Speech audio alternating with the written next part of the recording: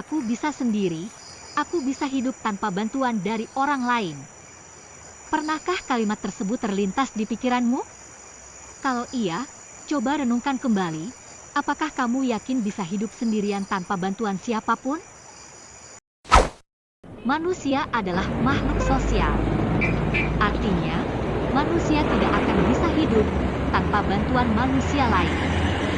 Manusia selalu hidup bersama dan membentuk kelompok.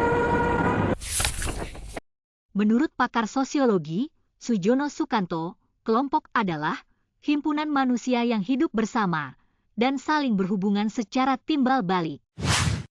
Untuk disebut sebagai kelompok pun, terdapat ciri-cirinya, mari kita simak. Yang pertama, memiliki tujuan bersama. Yang kedua, terdapat 2 atau lebih individu. Yang ketiga, saling berinteraksi satu sama lain. Dan yang terakhir, saling mengenal.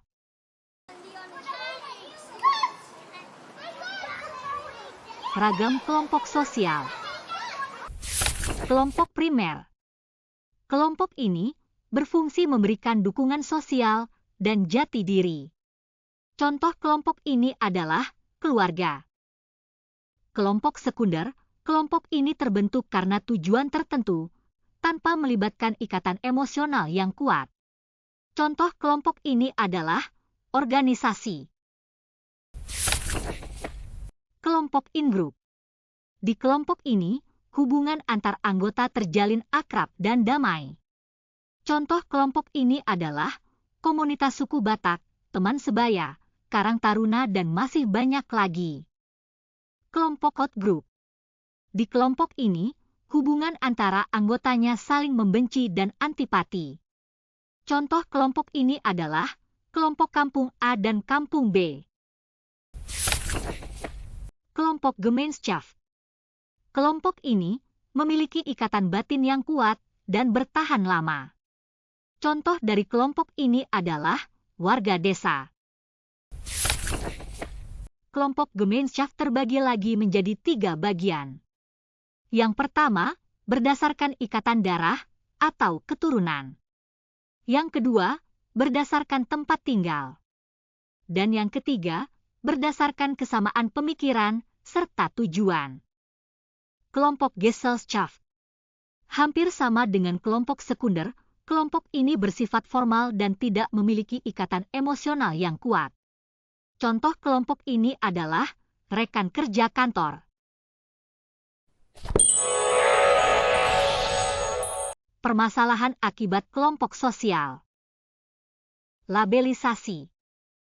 Pernah gak sih kalian berpikir orang yang pakai kacamata adalah orang yang cerdas dan susah bergaul?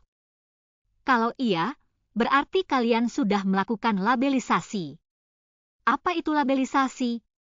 Labelisasi adalah pemberian cap kepada orang lain yang seringkali bersifat negatif. Intoleransi. Intoleransi adalah sikap tidak menghargai perasaan orang lain. Di Indonesia yang memiliki beragam suku, agama, ras, dan golongan, masalah intoleransi sudah sering dijumpai dalam kehidupan sehari-hari. Penolakan pembangunan rumah ibadah, rasisme, perselisihan antar suku, dan masih banyak lagi. Korupsi, kolusi, dan nepotisme. Korupsi merupakan tindakan penyalahgunaan dana, wewenang, atau jabatan demi keuntungan pribadi atau kelompoknya. Lalu kolusi. Kolusi merupakan kerjasama dengan maksud tidak terpuji. Contohnya adalah memberikan uang pelicin agar kepentingannya dapat tercapai dengan mudah. Terakhir, nepotisme. Nepotisme merupakan tindakan yang menguntungkan keluarga, saudara, atau pihak-pihak terdekat dari pemangku jabatan. Contohnya adalah memasukkan anak ke sekolah favorit melalui koneksi yang dimiliki. Krisis identitas. Identitas sosial merupakan segala aspek yang melekat dalam diri sebagai anggota suatu kelompok. Pengaruh media sosial saat ini memengaruhi pembentukan identitas sosial, meniru gaya kebarat-baratan, Korean style, yang dianggap lebih keren dibanding budaya lokal.